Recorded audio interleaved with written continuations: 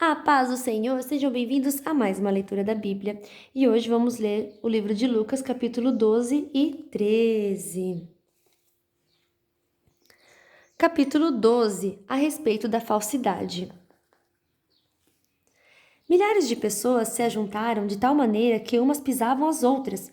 Então Jesus disse primeiro aos discípulos: Cuidado com o fermento dos fariseus, isto é, com a falsidade deles. Tudo o que está coberto vai ser descoberto, e o que está escondido será conhecido. Assim, tudo o que vocês disserem na escuridão será ouvido na luz do dia, e tudo o que disserem em segredo dentro de um quarto fechado será anunciado abertamente. De quem devemos ter medo? Jesus continuou: Eu afirmo a vocês, meus amigos, não tenham medo daqueles que matam o corpo, mas depois não podem fazer mais nada. Vou mostrar a vocês de quem deve ter medo. Tenham medo de Deus, que depois de matar o corpo tem poder para jogar a pessoa no inferno. Sim, repito, tenham medo de Deus. Por acaso não é verdade que 5 passarinhos são vendidos por algumas moedinhas? No entanto, Deus não esquece nenhum deles. Até os fios de cabelo de vocês estão todos contados. Não tenham medo, pois vocês valem mais do que muitos passarinhos. Confessar e negar a Cristo. Jesus disse ainda: Eu digo a vocês que se alguém afirmar publicamente que é meu, então o Filho do Homem também afirmará diante dos anjos de Deus que essa pessoa é dele. Mas aquele que disser publicamente que não é meu, o Filho do Homem também dirá diante dos anjos de Deus que essa pessoa não é dele. Quem falar contra o Filho do Homem será perdoado, porém quem blasfemar contra o Espírito Santo não será perdoado. Quando levarem vocês para serem julgados nas sinagogas ou diante dos governadores e autoridades, não fiquem preocupados pensando como vão se defender ou o que vão dizer, pois naquela hora o Espírito Santo lhes ensinará o que devem dizer. O rico sem juízo. Um homem que estava no meio da multidão disse a Jesus: Mestre, mande meu irmão repartir comigo a herança que o nosso pai nos deixou. Jesus disse: Homem, quem me deu o direito de julgar ou de repartir propriedades entre vocês? E continuou dizendo a todos: Prestem atenção. Tenham cuidado com todo tipo de avareza, porque a verdadeira vida de uma pessoa não depende das coisas que ela tem, mesmo que sejam muitas. Então Jesus contou a seguinte parábola: As terras de um homem rico deram uma grande colheita. Então ele começou a pensar: Eu não tenho lugar para guardar toda essa colheita. O que é que eu vou fazer? Ah, já sei, disse para si mesmo. Vou derrubar os meus depósitos de cereais e construir outros maiores ainda. Neles guardarei todas as minhas colheitas, junto com tudo o que tenho. Então direi a mim mesmo: Homem feliz, você tem tudo de bom que precisa para muitos anos. Agora descanse, coma, beba e alegre-se. Mas Deus lhe disse: Seu tolo, esta noite você vai morrer. Aí quem ficará com tudo que você guardou? Jesus concluiu: Isso é o que acontece com aqueles que juntam riquezas para si mesmos, mas para Deus não são ricos. Confiança em Deus. Então Jesus disse aos seus discípulos: É por isso que eu digo a vocês: não se preocupem com a comida que precisam para viver, nem com a roupa que precisam para se vestir, pois a vida é mais importante do que a comida e o corpo é mais importante do que as roupas. Vejam os corvos: não semeiam, não colhem, não despensam, não têm despensas, nem depósitos, mas Deus dá de comer a eles. Será que vocês não valem muito mais do que os pássaros? Qual de vocês podem compridar a sua vida, por mais que se preocupe com isso? Portanto, se vocês não podem conseguir uma coisa assim tão pequena, por que se preocupam com as outras? Vejam como crescem as flores do campo. Elas não trabalham nem fazem roupas para si mesmas. Mas eu afirmo a vocês que nem mesmo Salomão, sendo tão rico, usava roupas tão bonitas como uma dessas flores. É Deus quem veste a erva do campo, que hoje está aqui e amanhã desaparece, queimada no forno. Então é claro que ele vestirá também vocês, que têm uma fé tão pequena. Portanto, não fiquem aflitos, procurando sempre o que comer ou o que beber, pois os pagãos deste mundo é que estão sempre procurando todas essas coisas. O Pai de vocês sabe que vocês precisam de tudo isso. Portanto, ponham em primeiro lugar na sua vida o reino de Deus, e Deus lhes dará todas essas coisas. Jesus continuou: Meu pequeno rebanho, não tenha medo, pois o Pai tem prazer em dar o reino a vocês. Vendam tudo o que vocês têm e deem dinheiro aos pobres. Arranjem bolsas que não se estraguem e guardem suas riquezas no céu, onde elas nunca se acabarão, porque lá os ladrões não podem roubá-las e as traças não podem destruí-las. Pois onde estiverem as suas riquezas, aí estará o coração de vocês. Os empregados alertas. E Jesus disse ainda: Fiquem preparados para tudo, estejam com a roupa bem presa com o cinto e conservem as lamparinas acesas. Sejam como os empregados que esperam pelo patrão que vai voltar da festa de casamento. Logo que ele bate na porta, os empregados vão abrir. Felizes aqueles empregados que o patrão encontra acordados e preparados. Eu afirmo a vocês que isto é verdade. O próprio patrão se preparará para servi-los, mandará que se sentem à mesa e ele mesmo os servirá. Eles serão felizes se o patrão os encontrar alertas, mesmo que chegue à meia-noite ou até mais tarde. Lembrem disto: se o dono da casa soubesse a que hora o ladrão viria, não o deixaria arrombar a sua casa. Vocês também fiquem alertas, porque o Filho do Homem vai chegar quando não estiverem esperando. O empregado fiel e o empregado infiel. Então Pedro perguntou: Senhor, essa parábola é só para nós ou é para todos? O Senhor respondeu: Quem é então o empregado fiel e inteligente? É aquele que o patrão encarrega de tomar conta da casa e de dar comida na hora certa aos outros empregados. Feliz aquele empregado que estiver fazendo isso quando o patrão chegar. Eu afirmo a vocês que de fato o patrão vai colocá-lo como encarregado de toda a sua propriedade. Mas imagine o que acontecerá se aquele empregado pensar que seu patrão está demorando muito para voltar. E imagine que esse empregado começa a bater nos outros empregados e empregadas, e a comer e a beber até ficar bêbado. Então o patrão voltará no dia em que o empregado menos espera, e na hora que ele não sabe. Aí o patrão mandará cortar o empregado em pedaços e o condenará a ir para o lugar aonde os desobedientes vão.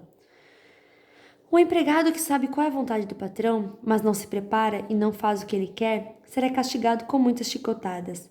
Mas o empregado que não sabe o que o patrão quer e faz alguma coisa que merece castigo, esse empregado será castigado com poucas chicotadas. Assim será pedido muito de quem recebe muito, e daquele que muito é dado, muito mais será pedido.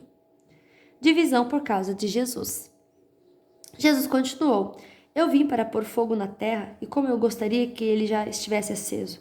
Tenho de receber um batismo, e como estou aflito até que isso aconteça. Vocês pensam que eu vim trazer paz ao mundo? Pois eu afirmo a vocês que não vim trazer paz, mas divisão. Porque daqui em diante, uma família de 5 pessoas ficará dividida, 3 contra 2 e 2 contra 3. Os pais vão ficar contra os filhos contra os pais. As mães vão ficar contra as filhas e as filhas contra as mães. As sogras vão ficar contra as noras e as noras contra as sogras. Os sinais dos tempos. Jesus disse também ao povo: Quando vocês veem uma nuvem subindo no oeste, dizem logo, vai chover, e de fato chove. E quando sentem um vento sul soprando, dizem, vai fazer calor, e faz mesmo. Hipócritas, vocês sabem explicar os sinais da terra e do céu, então por que não sabem explicar o que querem dizer os sinais desta época? A paz com o inimigo. E Jesus terminou dizendo, por que vocês mesmos não decidem qual é a maneira certa de agir? Se alguém fizer uma acusação contra você e levá-lo ao tribunal, faça o possível para resolver a questão enquanto ainda está no caminho com essa pessoa. Isso para que ela não o leve ao juiz. O juiz o entregue ao guarda e o guarda ponha você na cadeia. Eu lhe afirmo que você não sairá dali enquanto não pagar a multa toda. Capítulo 13. Arrepender-se ou morrer. Naquela mesma ocasião, algumas pessoas chegaram e começaram a comentar com Jesus como Pilatos havia mandado matar vários galileus no momento em que eles ofereciam sacrifícios a Deus. Então Jesus disse: Vocês pensam que se aqueles galileus foram mortos desse jeito, isso quer dizer que eles pecaram mais do que os outros galileus?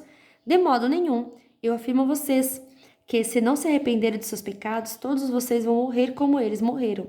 E lembre daqueles 18 do bairro de Siloé, que foram mortos quando a torre caiu em cima deles.